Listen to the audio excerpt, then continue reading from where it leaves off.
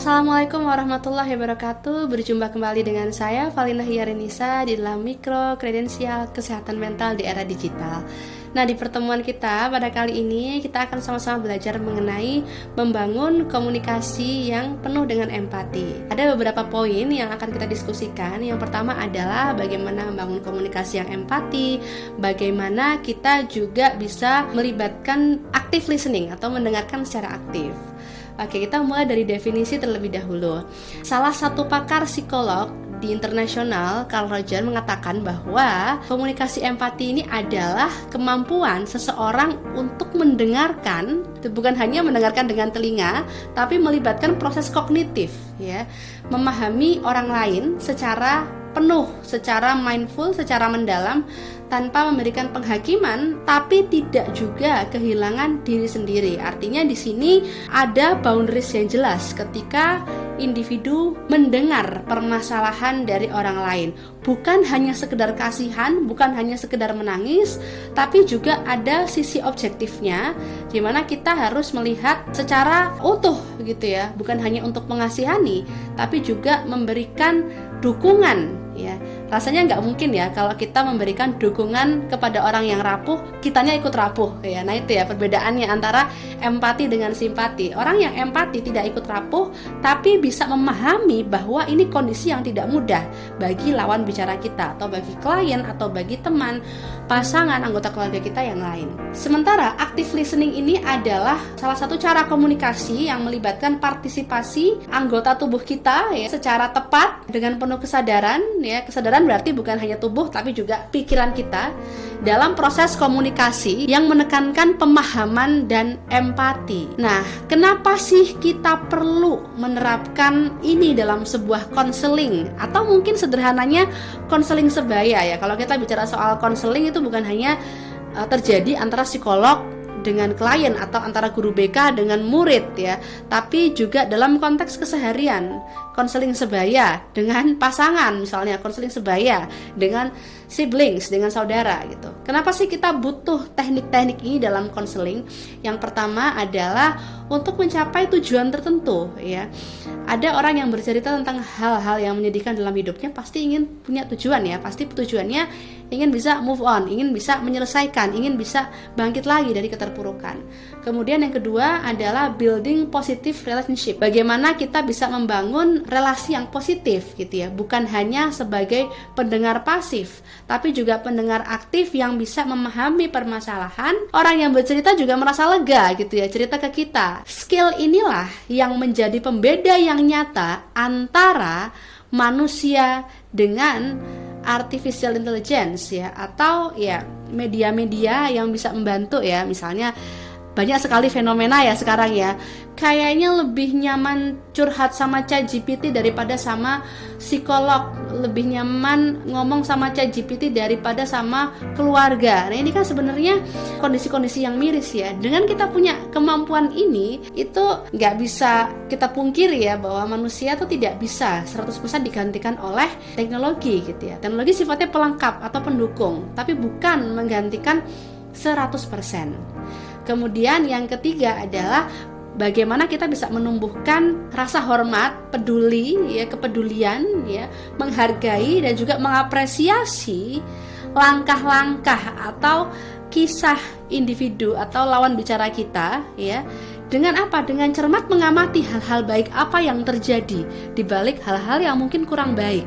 Nah itu, makanya dibutuhkan kemampuan objektif, bukan hanya sekedar kasihan, bukan hanya sekedar menangis, tapi kemampuan kita untuk memberikan feedback hal-hal baik yang mungkin terjadi tapi tidak disadari oleh lawan bicara kita. Nah, listen actively ini adalah kondisi di mana kita mendengarkan, melibatkan proses kognitif dan menunjukkan pemahaman kita atas cerita yang diberikan oleh lawan bicara. Sekali lagi, lawan bicara ini bisa teman, keluarga, pasangan, atau anak-anak kita, ya.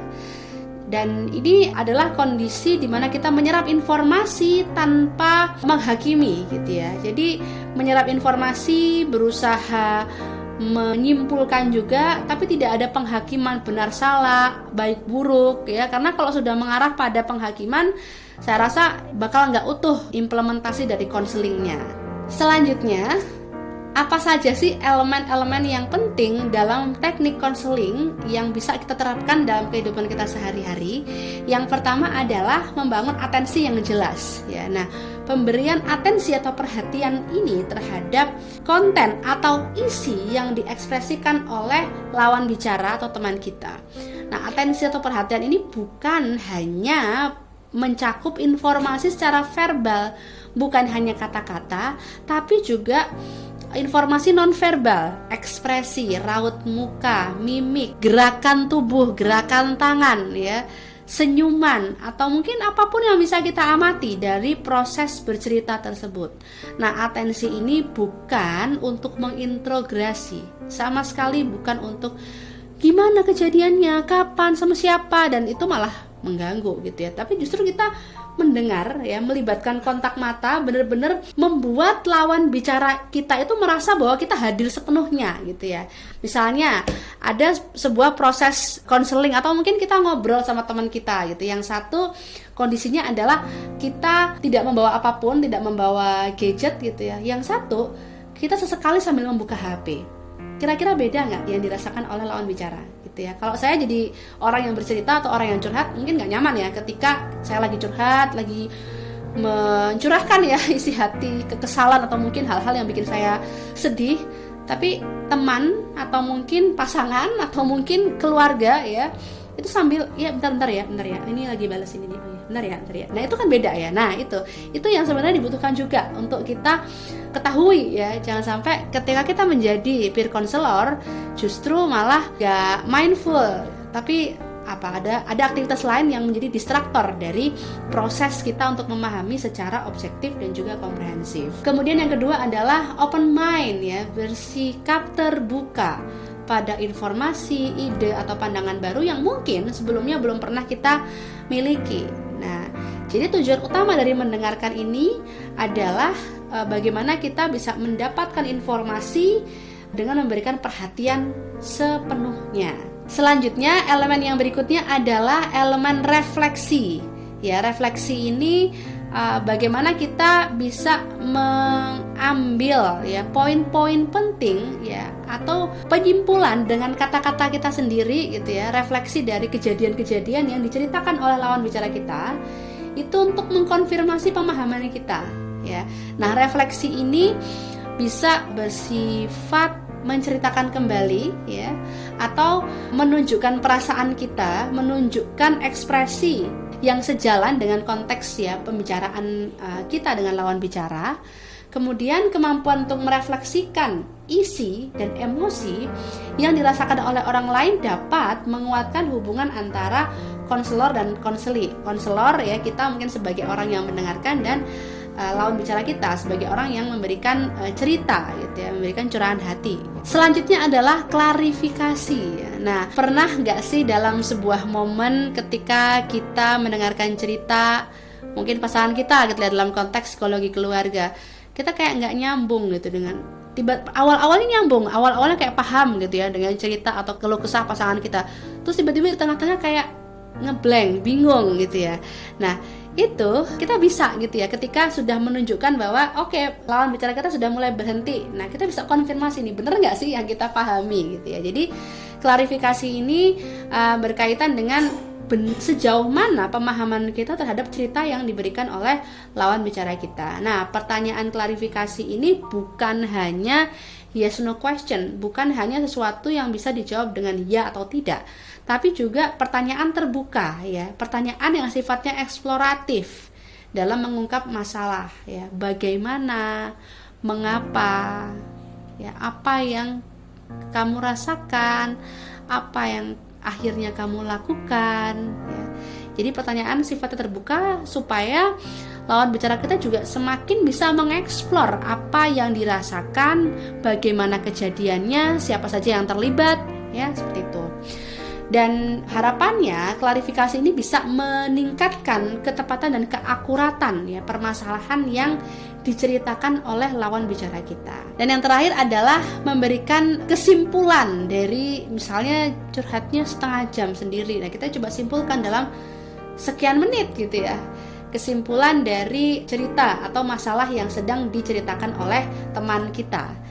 Nah, sebagai indikator pemahaman konselor terhadap informasi yang disampaikan oleh konseli, maka sesi summary ini cukup penting ya untuk membuktikan sejauh mana kita benar dalam menyerap informasi ya sepanjang sesi konseling. Kemudian hal ini dapat mengarah pada pertanyaan tambahan. Misalnya ada hal-hal yang sebenarnya potongan puzzle gitu ya. Ada satu cerita yang berkaitan dengan perasaannya, tapi tiba-tiba teman kita bercerita hal lain yang membuat kita tidak kayak ada yang putus nih di sini, kayak ada yang tidak nyambung. Nah, itu pentingnya kita untuk memberikan pertanyaan tambahan. Nah, kesimpulan ini juga bisa membantu kita untuk bisa lebih jelas juga gitu ya dalam menerima informasi dan juga mengambil tanggung jawab yang proporsional untuk langkah selanjutnya. Kenapa saya bilang proporsional?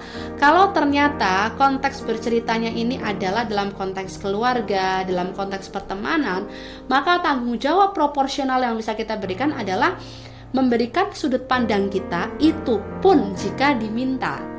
Ya, berbeda dengan ketika konteksnya adalah layanan profesional antara psikolog dengan klien, maka tanggung jawab proporsional yang bisa dilakukan adalah memberikan alternatif solusi berdasarkan perspektif keilmuan, berdasarkan perspektif psikologi.